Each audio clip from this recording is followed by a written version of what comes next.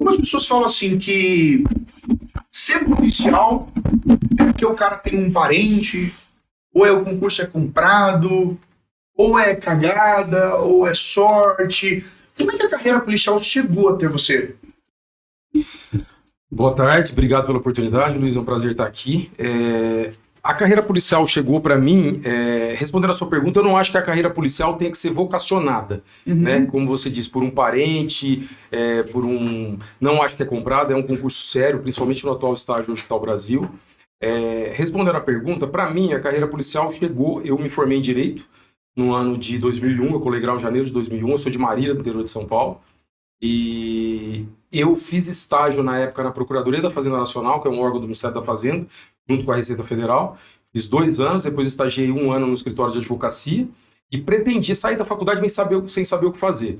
Queria advogar, mas não me adaptei à advocacia. Isso que eu ia te perguntar, na faculdade de Direito já tinha surgido a ideia de prestar concurso para polícia, seguir carreira policial, ou ainda não tinha surgido a ideia?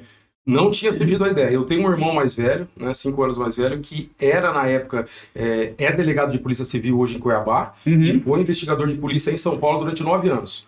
Então eu já tinha uma referência dentro de casa de um policial, né? Claro. E também tem um tio que é policial militar e um primo que é policial militar, mas também que não tinha muito contato. O que eu tive mais foi meu irmão em casa, meu irmão mais velho. E na faculdade eu não pensava, não imaginava em ser policial. Você foi para a faculdade, então, para seguir carreira jurídica. Então. Isso aí era carreira jurídica. Meu pai foi advogado, não era a principal carreira dele, né? Mas ele trabalhava em banco, mas ele também era advogado. E eu fui nesse intuito, né? Falei, vou advogar ou para a área de concurso jurídico, mas eu não me via como policial, embora gostasse, apreciasse a carreira aí. E aí, quando eu me formei, tentei advocacia, não deu certo, tentei 3, 4 meses, né? Peguei a OAB quando eu me formei, e aí todos os colegas que estavam na faculdade que também estavam se formando e procurando se encaixar aí no mercado, alguns estavam estudando para concursos públicos. E eu fui para essa parte de carreira jurídica, né? Eu fixava delegado, promotor ou juiz, sem abrir mão de outros concursos, como das carreiras policiais, investigador, prestei para oficial de justiça, né? Para ir galgando, né? Falei, vamos por partes. Legal a gente falar isso também. Então você prestou outros concursos antes de ser aprovado para delegado federal, né? Sem dúvida. Reprovou? Prestei vários, reprovei. Pergunta que todo mundo faz. Sentiu vontade de desistir, mano, durante as aprovações? Várias vezes. E até alguns dias com a certeza de que iria desistir. Porque é muito difícil, né? É um caminho que tem que ter muita perseverança. E eu gosto até de uma frase do Luiz Flávio Gomes, do LFG falecido. Tive aula com ele, online, mas tive o prazer de ter aula. Então, online, tive online, mas depois conheci pessoalmente. E que ele falava, né? Tem que estudar até passar, não para passar, né? Porque realmente é a persistência, né? Quem não desiste, passa. Total. Né? Não tem dúvida disso. É porque imagino eu que as pessoas às vezes olham para você hoje e devem falar, não, mas o Rony nunca reprovou, deve ter um cara muito inteligente, já fez, já passou. Então por isso que eu falo, eu gosto de trazer isso pra galera, pra realidade, que tem um período de martírio, de dificuldades, de reprovações. Naquela época, você tinha apoio da família, da galera, assim, isso mesmo, faz concurso, ou não, pô, vai advogar, que é melhor. Você chegou a ter apoio ou falta de apoio nessa época? Eu tive ambos, eu tive falta de apoio de uma parte, mas o apoio mais importante que eu tive foi da minha família, né? Legal. Da minha mãe, do meu irmão, principalmente porque mãe, meu pai também, só que meu pai na época já estava adoecendo, acabou falecendo, então ele não teve o tempo de ver o fruto ali. Meu pai, ele estudava, foi um bom exemplo. Mas, e o meu irmão também que já estava nessa carreira, né? E da minha irmã também, tem uma irmã mais velha. E agora, é lógico, a grande maioria, assim, da faculdade, as pessoas, assim, acho que até natural do ser humano não tem um apoio de falar, a gente tem que criar o apoio de dentro da gente, com Deus, né, a gente, os livros ali, os cursos, que sozinho ali na solidão, que a gente vai construir a aprovação. Eu falo isso porque, inclusive, a gente acabou de ter um concurso, tá tendo vários concursos, né, haviam ficado represados os concursos, e aí voltamos a ter vários, né, esses concursos para carreiras policiais, e agora eu brinco. É uma época que é feliz para nós aqui do QG, no quesito seguinte, que algumas pessoas passaram, então comemorando. Mas tem uma galera que não passou. Sim. E aí a gente recebe as mensagens, vou desistir, não vou mais estudar, isso não é para mim, minha família já não apoiava. E eu bato na mesma tecla que você, Paulo, cara, é uma questão de persistência, constância. Às vezes não é no primeiro, o Rafael, o Dr. Rafael, Até a gente vai falar dele daqui a pouco, não tem como não falar dele. Ele reprovou em 5 concursos antes, para depois ser aprovado. Então, antes da glória de ver, tem essa parte aí, né? Sim. Você prestou para quais cargos na época?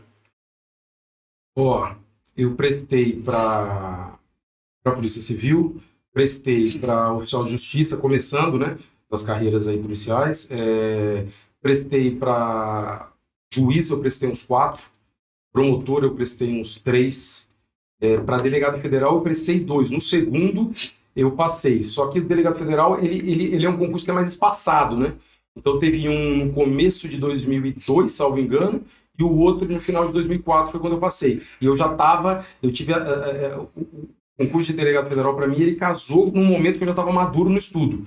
Eu já tinha estudado bastante, eu já estava fechando ali 3, 4 anos de estudo intenso. Então ele apareceu na hora certa, né? Porque eu acredito que se tivesse sido o outro até para promotor, eu também teria chance de entrar, né? Mas casou o delegado no momento certo ali, na hora. Então eu acabei entrando e me realizei. Você julga que essa maturidade nos concursos tem a ver com essa estrada de ter feito vários concursos antes?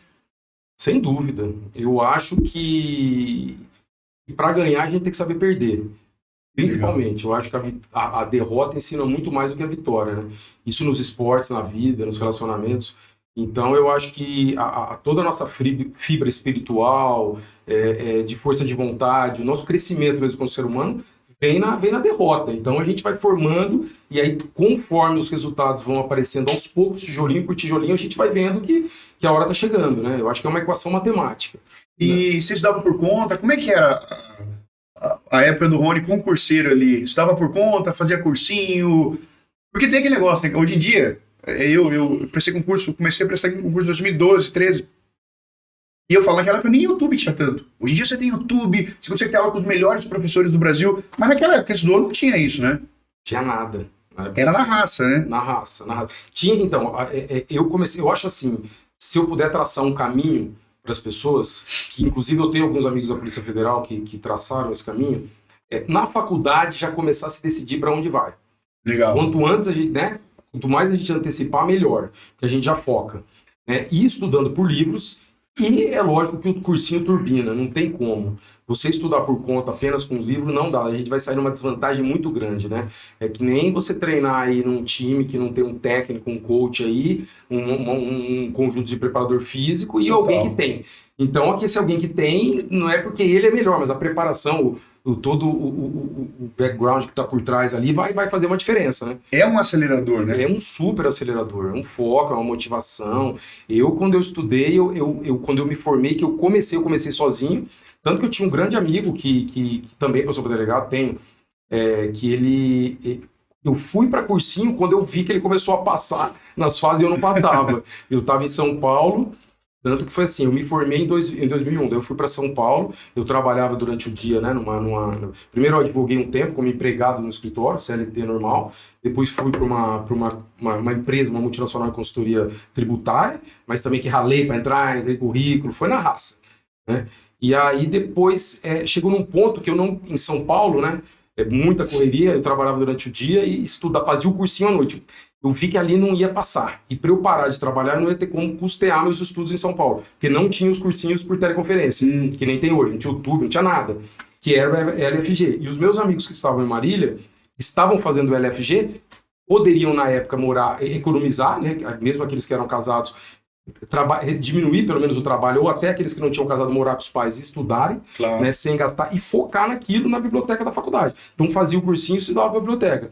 Quando eu vi isso, esse amigo, ele falou, Rony, você tá marcando em São Paulo, vem pra cá porque tá dando certo.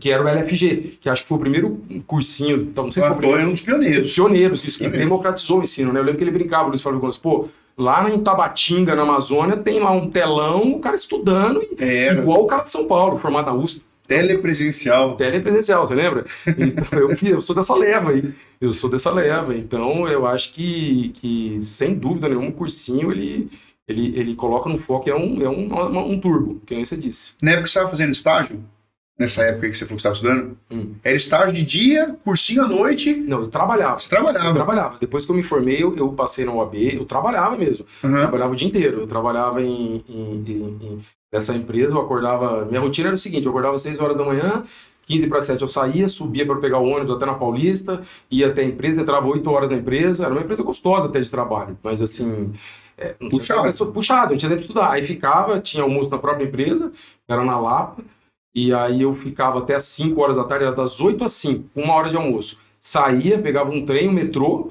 já chegava cravado em frente ao cursinho 15, 10 para 7, comia um lanchinho, entrava, terminava 10h30, 15 para as 11. Na época era o Marcato. Só tinham 2 cursos, né? No país era o Marcato, que ficava na Paulista, e o Damásio, que na Liberdade, né? Eram os 2 cursinhos que tinha. Aí que veio, depois que saiu isso, que veio o LFG, que o Luiz Flávio Gomes saiu do Damásio, né? E montou o LFG. Mas nessa época eu fazia isso, chegava em casa morto, dormia, acordava, fazia isso que nem um soldado de segunda a sexta. Aí sábado que eu tentava revisar. É isso, você falou, tem 2 temas muito bacanas nisso que você acabou de falar. O primeiro deles é o seguinte, muita gente tem a falsa impressão que para passar em concurso é aquele cara que não faz nada o dia todo, que a mãe e o pai bancam, e ele fica ali o dia inteiro estudando para ele realmente ter chance. O que não tem nada a ver. Sim. Tanto que você falou, trabalhava o dia inteiro, acordava às vezes de madrugada, de manhãzinha para poder estudar, ia para trabalhar, entrava às 8, ficava até a noite. À noite, eu falo assim, a hora que dá 6, 7 horas, a gente às vezes quer ir para casa, quer descansar. Você ia pro cursinho. Chegava em casa e no outro dia de novo, e de novo. Essa constância aí, que eu falo pro pessoal, que eu falo, não acredita em, mas o fulano só passou porque ele tinha teve nada. As histórias mais legais que eu conheço foram as mais difíceis. Sim. Você fala assim, e você falou, é até legal a gente falar isso. Então você estudava ali uma média de 5 horas por dia. Mas uma pergunta muito, quantas horas você estudava por dia? O cursinho mais os seus estudos dava o quê? Umas 5 horas por dia? Então, tem 2 períodos. O período que eu trabalhava dava bem menos. E o período do cursinho e os estudos, contando o cursinho, dava 10, 12 horas. Mas isso foi na reta final. Tá. Então, por exemplo, dos 3... 2000 e vou colocar aí 2001, 2, 3 e final de 2004. Dos 3...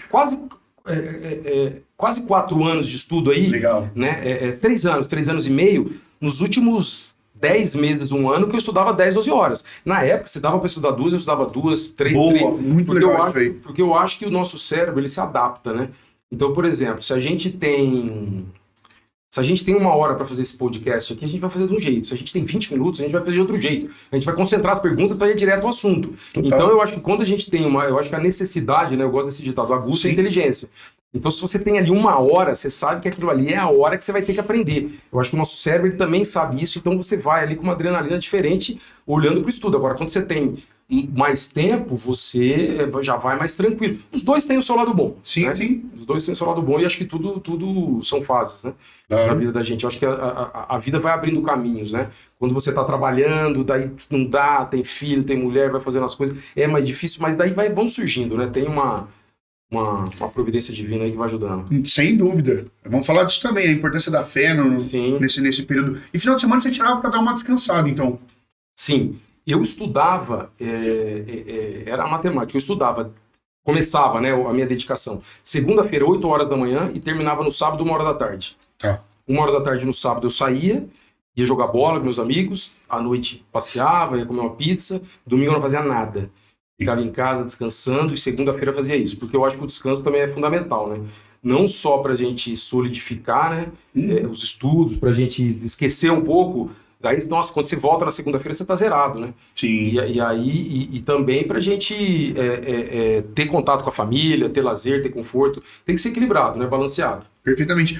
Eu pergunto isso porque eu tava lendo a bibliografia do Schwarzenegger, independentemente da carreira do fisiculturista, mas a mentalidade dele era tão interessante de não ter plano B, no sentido assim, ele era um cara que ele falava que ele não tinha plano B, era só o plano A, e o plano A ia dar um jeito de dar certo, mais hora, menos hora.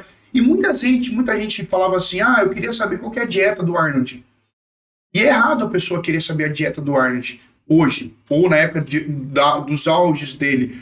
Porque o que o cara precisa saber é qual foi a dieta que ele usou para começar. Porque hoje, se uma pessoa for comer o que ele come, um profissional do esporte, a pessoa vai passar mal, vai morrer. Então, essa parte do início, que eu falo pro pessoal, não queira saber, às vezes, o auge. Quando o cara já tá no topo lá, entende o começo, como é que ele começou, porque você tá começando, né? E devagar. E você falou do descanso, isso é importante. Eu já tive os dois resultados, o bom e o ruim. eu já tive uma época que eu tava estudando de maneira insana, assim, absurdo, e teve uma época que eu estudei menos e aprendia mais. Eu achei estranho, mas é engraçado como você falou, quando o cérebro tá mais descansado, a absorção, a compreensão é totalmente diferente do que você, o cara tá destruído. Muitas vezes eu chegava destruído, pegava o livro e estudava. Não absorve. Não absorve, né? Sim.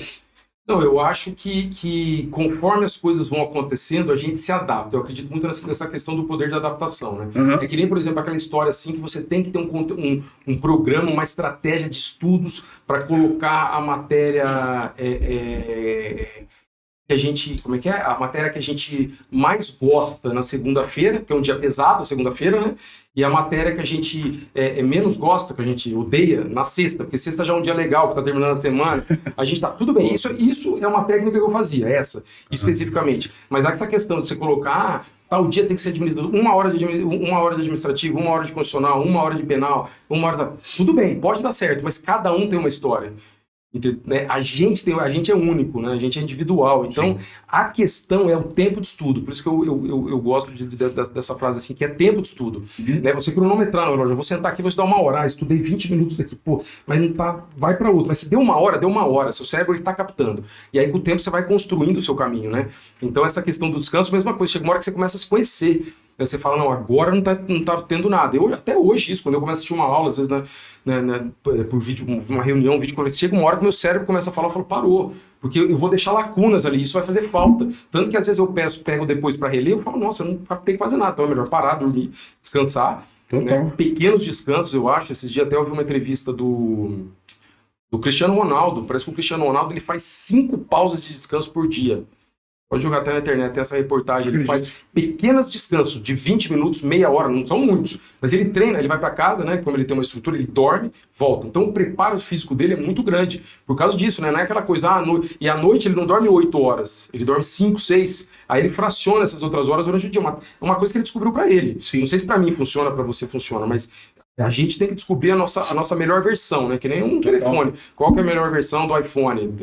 É a, sei lá, 13 hoje, né? Eu nem tenho, mas assim, nem sei quem. O meu é velho, mas enfim, tem uma versão nos aparelhos que é a melhor. A gente tem que procurar a nossa melhor versão em termos de performance, né? Que nem um atleta. Então, acho que isso a gente tem que estar muito consciente e atento nisso.